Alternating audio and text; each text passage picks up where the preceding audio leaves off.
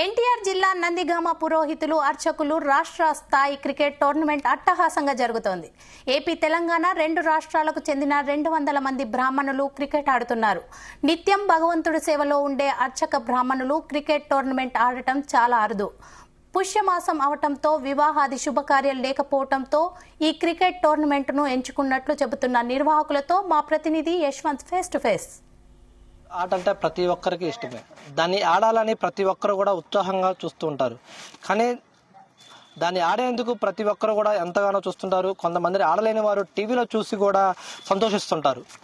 కానీ ఢిల్లీ నుంచి గల్లీ వరకు కూడా ప్రతి ఒక్కరు క్రికెట్ ఆడేందుకే ప్రయత్నం చేస్తుంటారు. కానీ మనం ఇక్కడ చూస్తుంటే నందిగామలో ఉన్నటువంటి కొంతమంది పురోహితులు వాళ్ళ నిత్యం దైవానికి అంకితమైనటువంటి వారు కూడా పూజలతో నిత్యం కూడా గడిపేవారు. క్రికెట్ ఆడాలి, మాలో ఉన్న క్రికెట్ ఆటలను కూడా ఆడుకొని ప్రజల్లో మమేకం అవ్వాలని చెప్పేసి కూడా వాళ్ళు వస్తున్నారు. దీంతో కూడా నందిగామలో కూడా ఈ రోజు అయితే మాత్రం పురోహిత క్రికెట్ టోర్నమెంట్ అయితే నిర్వహించారు. తెలుగు రెండు రాష్ట్రాలు, ఇటు తెలంగాణ అటు ఆంధ్ర కలిపి సుమారు 200 మంది కూడా పైగా కూడా ఇక్కడ క్రికెట్ టోర్నమెంట్ ఆడుతున్నారు. దీనికి సంబంధించి కూడా మనతో పాటు నిర్వాహకులు ఉన్నారు, అర్చకులు ఉన్నారు. ఏది క్రికెట్ టోర్నమెంట్ నిర్వహిస్తుంటే అర్చకులు ఉన్నారు, వాళ్ళని అడుగుదాం. సార్, మీరు క్రికెట్ టోర్నమెంట్ ఎప్పటి నుంచి నిర్వహిస్తున్నారు? ఇక్కడ నందిగామలో ఏ రోజు నుంచి ప్రారంభించారు సార్? ఇది శివాయ గురవే నమః. మనం నందిగామ ఎన్టీఆర్ జిల్లాలో ఇది మొట్టమొదటిసారిగా నిర్వహిస్తున్నటువంటి బ్రాహ్మణ అర్చక పురోహిత క్రికెట్ టోర్నమెంట్.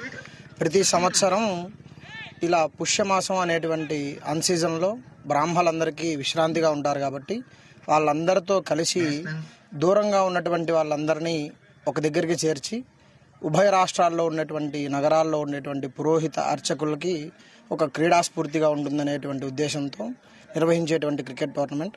ఈ టోర్నమెంట్కి సుమారు 150 మంది నుంచి 200 పురోహిత అర్చకులు బ్రాహ్మణులంతా ఇక్కడికి వచ్చి ఎన్టీఆర్ జిల్లా నందిగామలో ఆడటం జరుగుతోంది.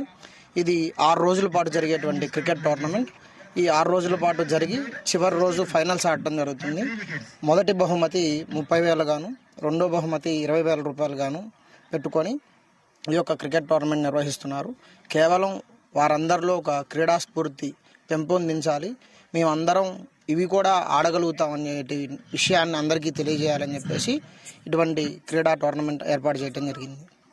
సార్, మనం చూసినట్టయితే మాత్రం ఈ క్రికెట్ టోర్నమెంట్ నిర్వహించాలని చెప్పేసి మీలో ఆలోచనలు అయితే పెద్దల ప్రోత్సాహంతో ఇది ఎలా ఇచ్చారా?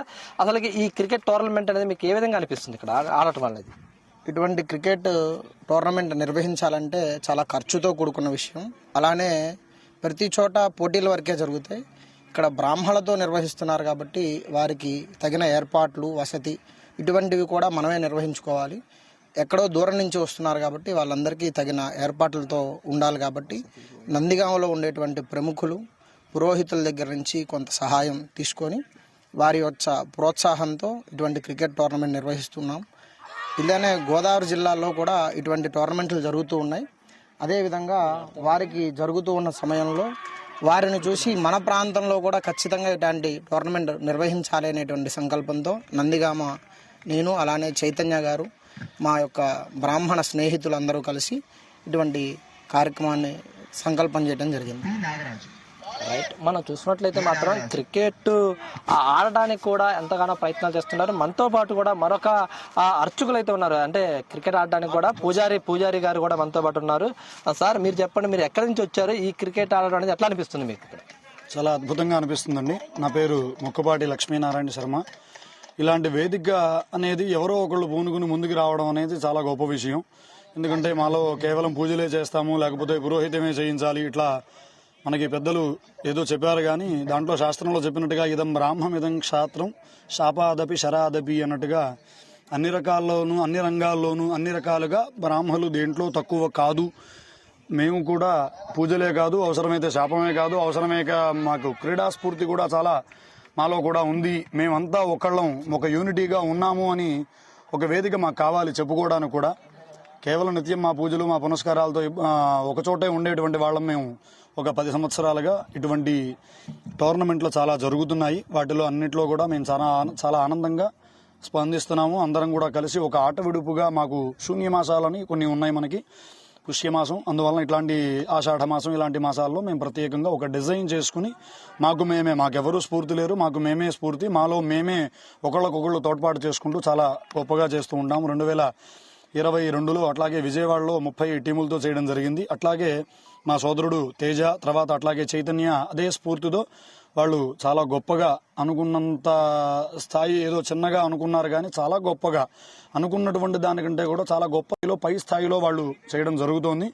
ఆహుతులు మీరు చూస్తున్నారు, ఇక్కడ ఉన్నటువంటి హడావిడి, దానికి తోడు మనకు ఉన్నటువంటి ప్రస్తుతం ఉన్నటువంటి గవర్నమెంట్ నుంచి కూడా కొంత సహాయం అందుతుంది అనేటువంటి విషయంతో కూడా మేము కొంచెం ముందుకు వెళ్ళడం జరుగుతుంది. ఇటువంటి బ్రాహ్మణ ఐక్యతను చాటుకునేటువంటి వేదికలకి రాజకీయ నాయకులు కూడా కొంచెం సహకరించట్లేదని కాదు, ఇంకొంచెం ఎక్కువగా సహకరిస్తే మేము కొంచెం ప్రకాశిస్తాం, అంటే ఇంకొంచెం వెలుగొంది మా యొక్క ఐక్యతని, మా యొక్క యూనిటీని మేము చాటడానికి చాలా తోడ్పాటు అవుతుంది. ఎక్కడెక్కడి నుంచో వస్తున్నా కూడా మేము కేవలం ఒక క్రీడా వేదిక లాగా ఏర్పాటు చేస్తే కాసేపు ఆడుకున్నట్టు మాట్లాడుకున్నట్టు ఉంటుంది అనేటువంటి భావంతో మా వాళ్ళు మేమంతా ఇలా ఏర్పాటు చేసుకోవడం జరుగుతుంది. ప్రతి సంవత్సరం కూడా ఈ ఎన్టీఆర్ జిల్లాలో ఏదో ఒక జిల్లాలో ఖచ్చితంగా చేయడం జరుగుతుంది. మా పిల్లలే స్ఫూర్తి వాళ్ళదానికి మేము చాలా సంవత్సరాలుగా దీంట్లో ఆడడం జరుగుతోంది. అట్లాగే అందరూ కూడా దయచేసి దీన్ని చాలా తక్కువగా బ్రాహ్మలు వీళ్ళు క్రికెట్లు ఏంటి, వీళ్ళ మంత్రాలు ఏమిటి, ఇవి చెప్పుకోవాలి కానీ క్రికెట్లు ఏంటి, వీళ్ళకి డ్రెస్సులు ఏంటి, ఇలాంటివి కాకుండా దయచేసి మమ్మల్ని ఎంకరేజ్ చేసి ప్రోత్సహిస్తారని అందరినీ కూడా సవినయంగా కోరుకుంటున్నాను. రామకృష్ణతో యశ్వంత్, జీ న్యూస్, నందిగామ.